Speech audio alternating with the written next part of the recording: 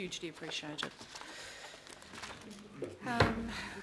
Right, now our next presenters, we've got Joe Bergen.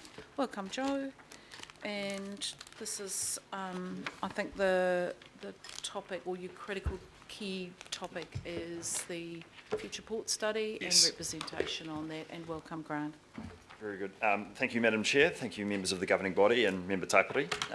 I have with me the Deputy Chair of the Devonport Takapuna Local Board, also Dr. Grant Gillen, and we're just presenting on, as you say, the topic is the Port Future Design Study, and in particular, the board has asked for the deputation today because we have some concerns about the way that the local board, we're only speaking for ourselves and not our colleagues at the Waitemata Local Board, but basically between these two local boards, why we weren't considered to be involved in the at least the stakeholder reference group throughout this process. And we appreciate that the decision was made to keep the political sort of decision makers out of the at least this consensus and stakeholder working group level. But, and without wanting to come across as presenting a bit of a lecture on the structure, I just wanted to convey on behalf of the board that our obligations are beyond just local decision making.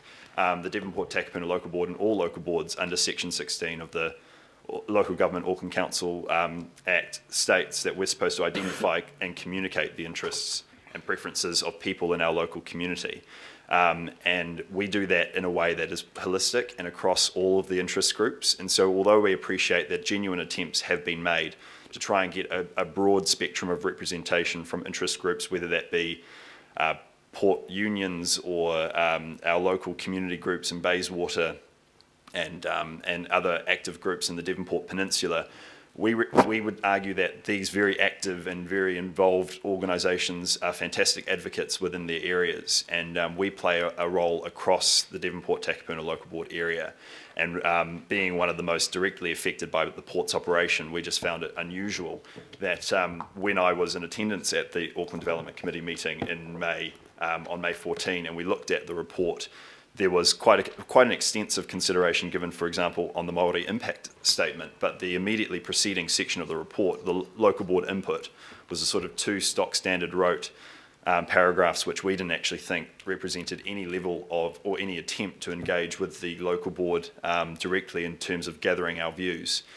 This is a point that's been raised subsequently at the Local Board Chairs Forum, and it is an example of how we feel that if local boards are to be engaged in these processes, and if our responsibilities under the Act are to be taken seriously, then there should be the chance, at least for local board chairs who are directly affected or who have some level of impact, to have the ability to at least check the wording before these reports are submitted. Because I'll quote paragraphs 44 and 45, where they just say that the local board, the views of the local board were not specifically taken into account for the purposes of this report, other than the extent that they were accounted for in a previous committee resolution.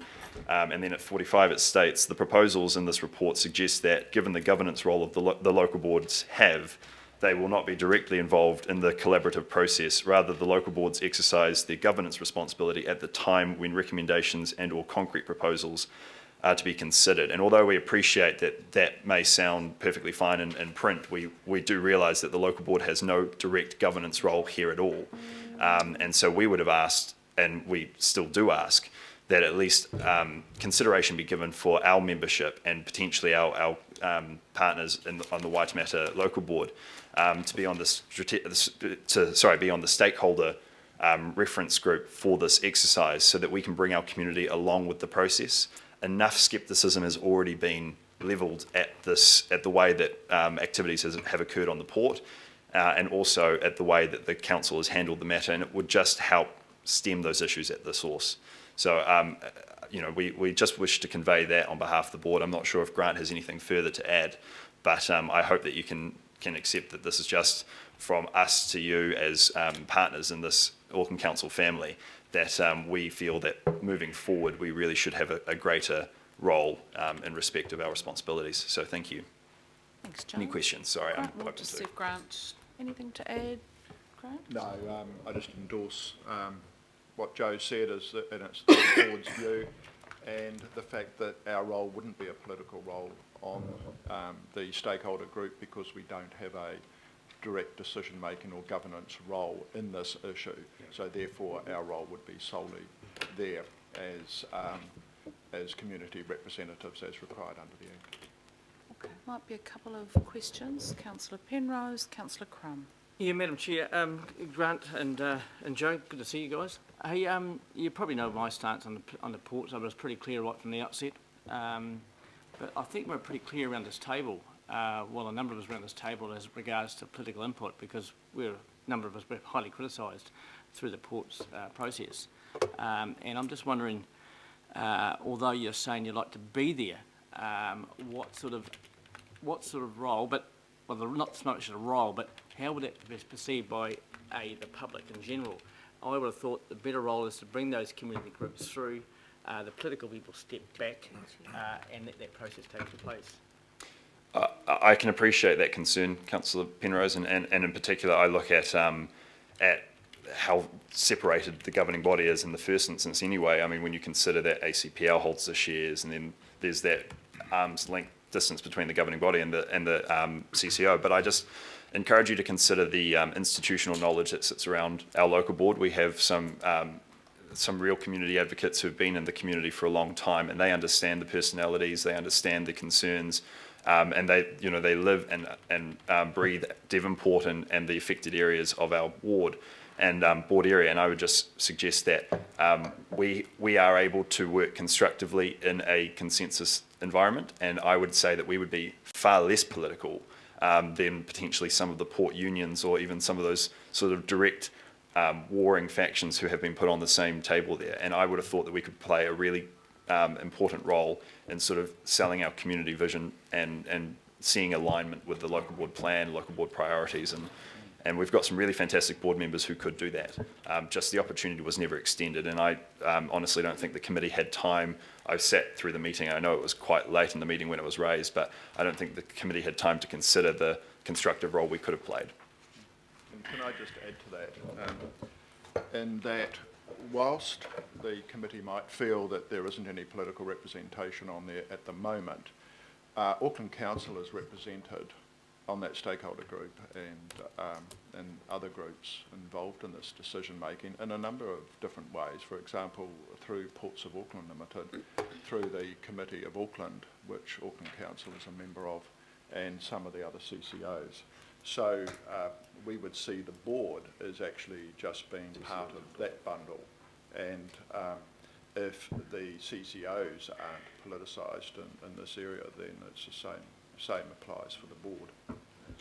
So we just need to be clear, the process as it stands is that we do have community organisations and the appropriate representatives of the council as such are there, and the board and governing body are the council. So when we talk about the council, that's who we are. There's no separation between the arms of the council that you've named and local boards and council. You know, we can't have things both ways. We can't be political decision makers on one hand and then completely independent on the other. We are, whether we like it or not, part of that same body.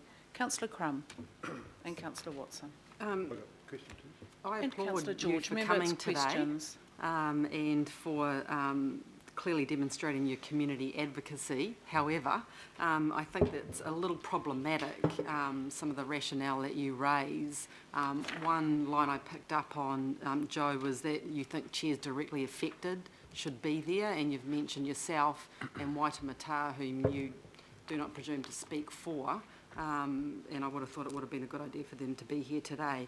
But one would also think to include the chair of Maunga Kia Tamaki when ports have an onihanga presence. So I just wonder whether you start here and it just gets bigger and wider, and the same rationale that you're using could be extended just so prolifically.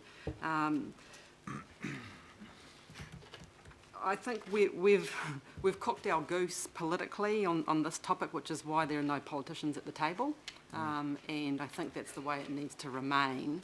And as much you'd like to be there, but Remember, a these are number just of us, questions, Councillor Crum. Yep, a number of us around the table would like to be there also. So my question is, if you want to go back and rehash which chairs would be directly affected, would you still remain with you and Waitemata? Well, I'm not wanting to in any way discredit the sort of involvement that other chairs might have and the interests that other chairs may have in the port operations, but our understanding is the remit of the study is particularly the harbour and specifically the operations as they exist on those finger wharfs. And I guess I probably confused 2 points. One is that when local board input is sought or when it's stated to be on reports that come before the governing body, it would be useful for at least the affected local boards, whichever ones they may be. If it's all 21, then it must be all 21. Those board chairs should have the opportunity to at least check the wording that is being put through first, so it doesn't come as a complete surprise, as I appreciate it often comes to yourselves as well, when these things are just put in front of you and you don't have the opportunity to even check with your local board chairs or other local board chairs about whether that input has been sought. But I would suggest that Waitemata and Devonport Takapuna in particular, just because of the direct proximity and the wharf operations as they are on the ports, should have some level of input. But the stakeholder reference group is quite large as it is, and I would have thought it wouldn't be a massive inconvenience to even have all 21 if our colleagues from all of the board chairs want to have a role. But I just would say that we are politicians, yes, but we're community advocates as well, and that is a very specific role we're given, and we don't have direct decision-making responsibilities in this case, and so it would just be nice to be involved in some way. Okay, I've got quite a lineup of speakers now, and I do want to try and move through the agenda. We've got some quite severe time constraints today. I've got Councillor Watson, Councillor Wood, Member Taipiti, and Councillor Casey, and hopefully that will be it. Yeah, thank you. Remember, it is questions. Yeah, relatively a quick question, I think. And it goes to your question about the holistic role of boards. You both have been on boards for second times now. I'm just curious to know whether you think that in the evolution of the boards over this 5 years that the council has really, perhaps in instances such as this, maybe other ones, maybe struggled to take account of the way that boards are now representing community groups that previously wasn't the case. And I think of the way that residents associations and other groups have sort of gone into the back room and everything. That kind of more holistic representation of the community is now far more prevalent in local boards than was the case, say, back in 2010. Would you see that as being a reasonable observation for your community? I think that's a very reasonable observation, Councillor Watson. In particular, I note that we do have a specific obligations under a separate section, Section 13, to engage with interest groups and specific groups.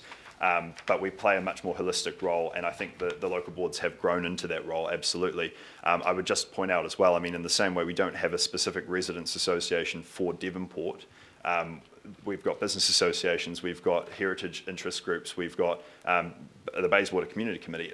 The board plays an important role in spanning across all of those, and that applies across all of our villages and communities as much as anywhere else. So I would say that is a role that's continuing to develop, but I think we've reached a pretty good point at this stage.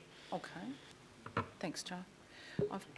Councillor Wood, please. Yeah, I just want to just ask Mr Quinn just to get some clarity in relation to the status of the report back from this panel.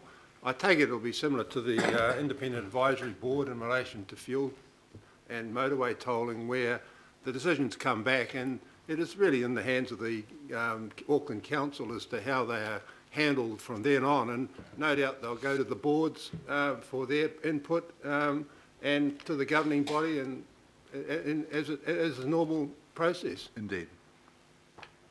Thank you, Councillor, for clarifying that. Member Taipiti. So, Madam Chair. Sorry, Madam Chair. What was the answer to Councillor Wood's question? Yes. It's a process. So it'll come back to the board. You'll Yeah. get we'll make the decisions. Yeah. Yeah. Member Taipiti. Kia ora, Madam Chair. Ms Nui kia koru e tēnei wā. I think a couple of things, Madam Chair, is that firstly I'd be remiss not to acknowledge the standard of statements in the reports that you referred to in terms of the Māori impact statement as a level. So I'm pleased to hear that. But my question is how better could have the local board views statement in the reports that you referred to been enhanced to enable the views that you have. And so that's my number one question, and I'm quite surprised that there is no position for you on the reference stakeholder group, considering how supportive councillors are to local boards' input. Kia ora, Member Taipari. In terms of the first question, I think it's a very valid question. I think time constraints, as this committee will well know, and the political structure will well know, are often put ahead of procedure in terms of seeking local board views. Sometimes we get multiple emails on any given day with memos with information asking for input, but at the very least I would have thought this report could have come to the local board formally first, and we could have had the opportunity to resolve.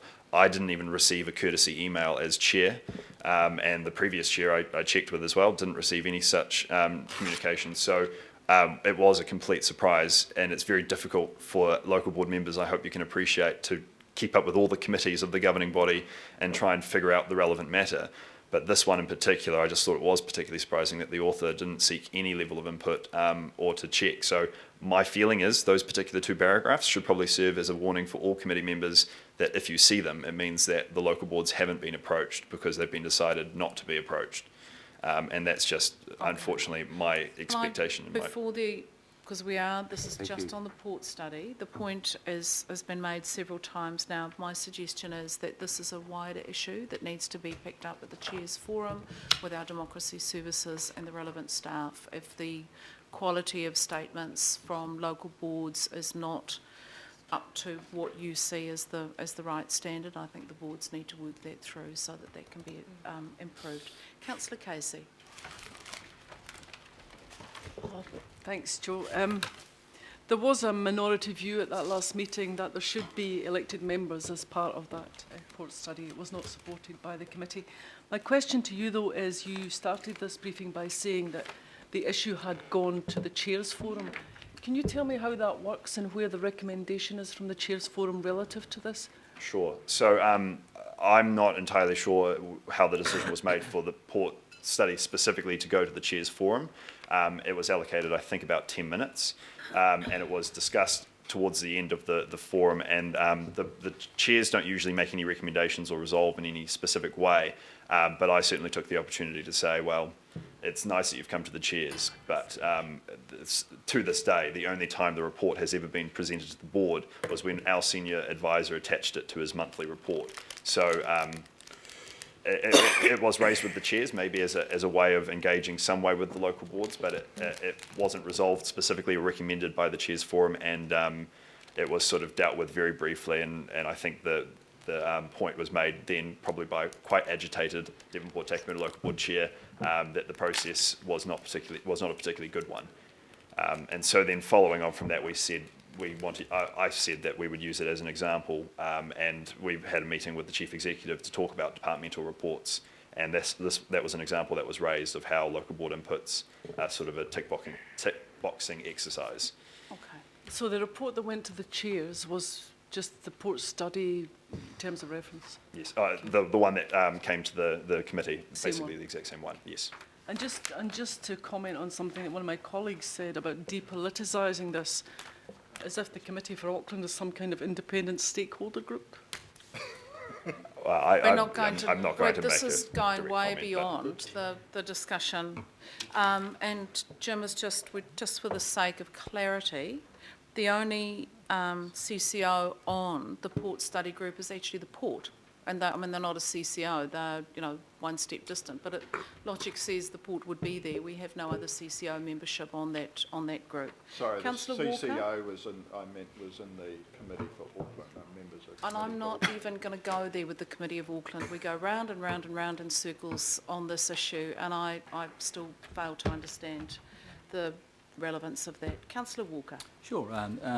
Certainly on my part, I do accept that local boards have got a role, and I'd suggest an increasing role in representing their communities. And I see that strengthening over time.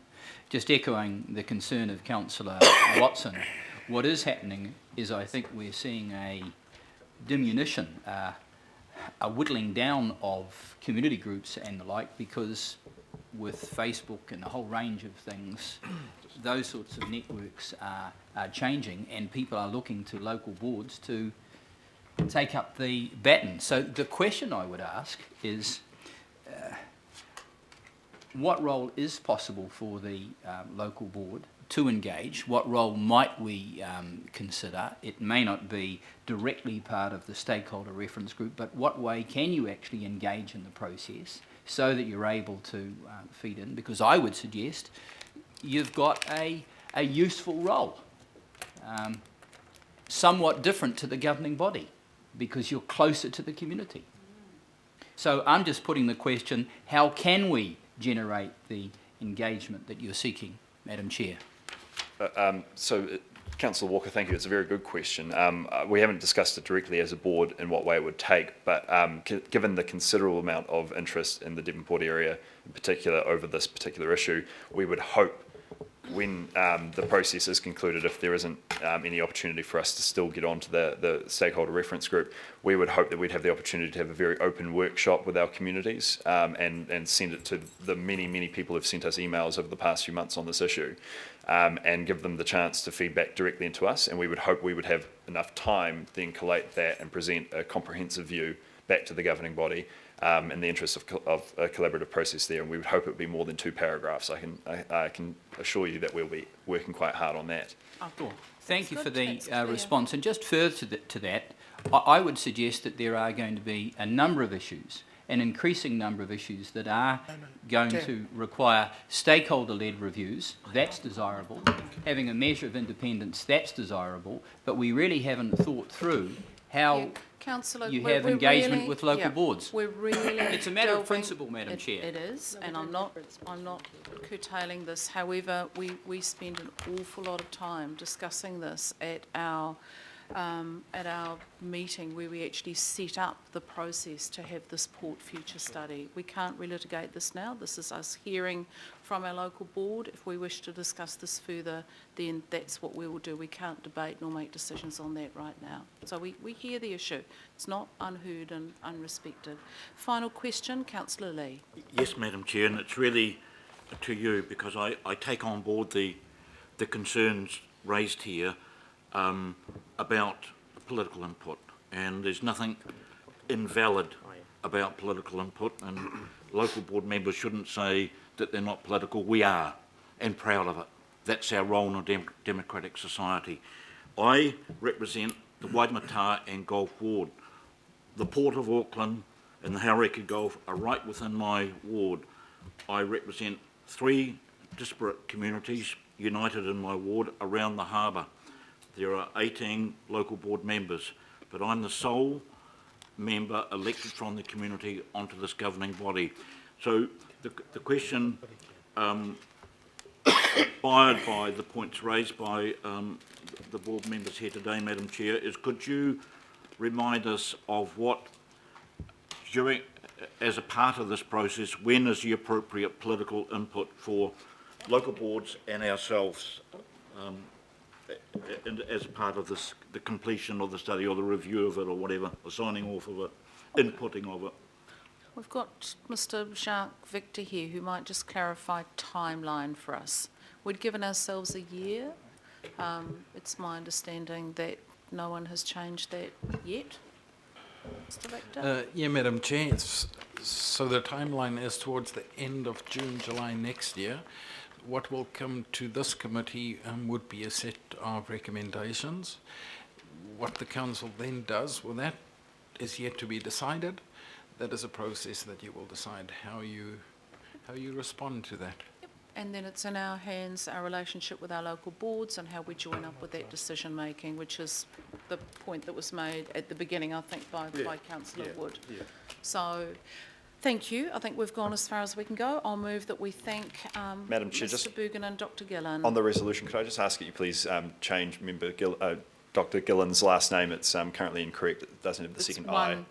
And I'm Deputy Chair of here is Deputy Chair of the Devonport Takapuna Local Board, not Coast. Yeah.